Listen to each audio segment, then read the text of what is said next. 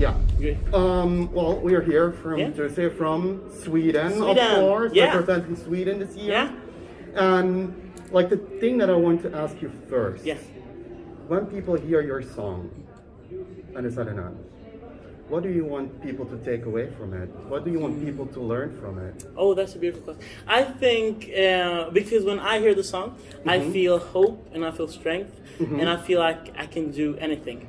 And I think that whenever people hear the song, that's exactly what they should think. Like, their voices deserve to be heard, and I want their voices to be heard. I want to hear everybody's voices, and I think that's the main goal with the song, to raise people's voices. Well, the thing this year is there are a couple of songs that have a really strong message. Yeah. Also the one from the Netherlands. Yeah. It's about like the Black Lives Matter movement. Yeah. Also about like emancipating yourself. Is your song also a little bit about those kinds of topics? I would say. I mean, this song is for everybody. It's for people. Because I feel like whenever I choose to do something just for me, everybody has opinions. You know, people will be like, "Oh my gosh, are you wearing girl clothes? Oh my gosh, are you doing this or that?" So I think it's just liberation for everybody to just feel like they can be themselves, and that they deserve to be themselves, and they deserve to be heard. So it's about also letting people be themselves, because there's a lot of people that have opinions, and it's about forgetting the haters and never letting anybody hold you down. Just be yourself. So I think, of course, it's important. I think all the movements that are represented this year are important. Women's rights, Black Lives Matter, everything. But I think overall, it's just let people breathe. Let people just be people. We don't have to, fight for everything. So I think just be yourselves and not let people hold you down. That's my message. That's a really strong message. Really cool. You were mentioning clothing before in your answer. Yeah. You wear very special clothes. Really cool. Thank you. Designer-like. Yeah. Do you choose them yourself? And based on what do you choose them? So I'm like a nerd when it comes to. I'm not a nerd. I love clothing, and I could be like up all night searching for different outfits. And getting really poor because I spend a lot of money on clothing.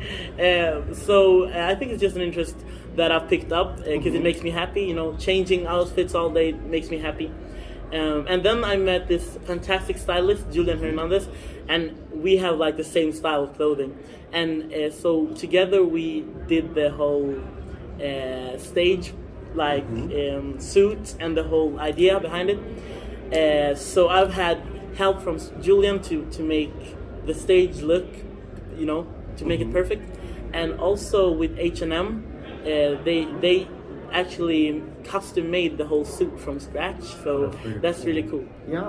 Otherwise, it's just me, just having fun with clothes. Okay. Yeah. Okay. Nice. Like I said before, we're going to switch things up a little. Yeah. We talked about your song. We talked about the staging. Yeah. And I'm just going to ask some this or that questions. Okay. So the first one, dogs or cats? Dogs, definitely. Dogs? Cats scares me. They scare the hell out of me. I think it's their claws and their eyes. They're a little bit scary. They looked right through you, right? Exactly. Like into your soul. And at night they glow up, and it's a little bit creepy. So you choose dogs. Yeah. Does it also mean that you're like a very social person because dogs are social people? Yeah, I'm a social person. Animals, I mean. Yeah. People, no animals. Yeah. Exactly. Let's see. Do you rather phone call or text? Ooh, that depends on the situation, but I always love to talk, so I would say phone call, because and also in text you can usually get confused.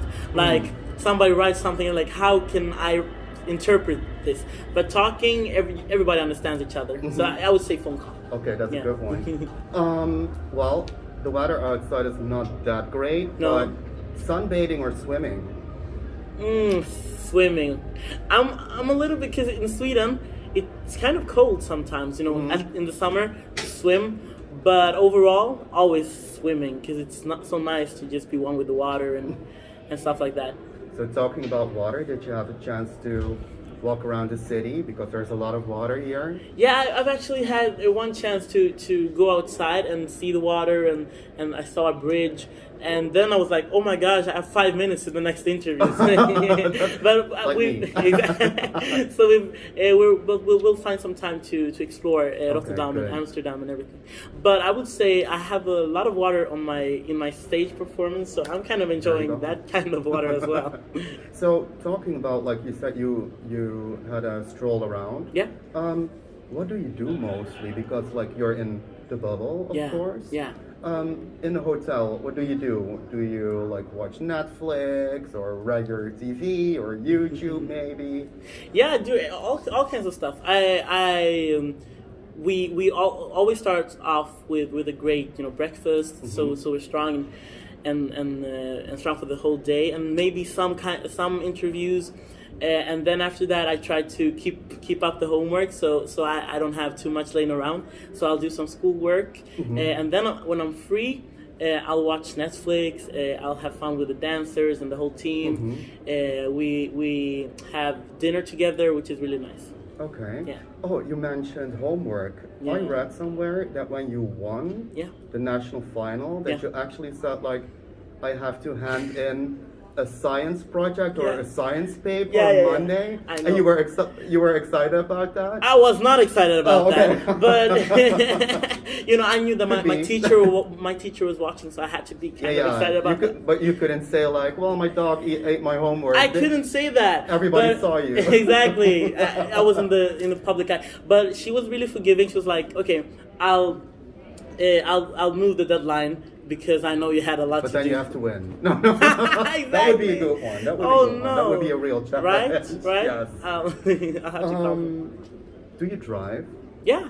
I actually got my driver's license last year, and it was in the middle of recording voices for the first time. Okay. Yeah, so I was like, you guys, I can't come down to record this song. I have my driver's test tomorrow. Driver's test, science paper. Exactly, like everything. Math test and everything. So I remember stressing out, because I was like, okay, my driver's license tomorrow. How can I do this? And then I went down, I recorded the song, and then I went back the same day.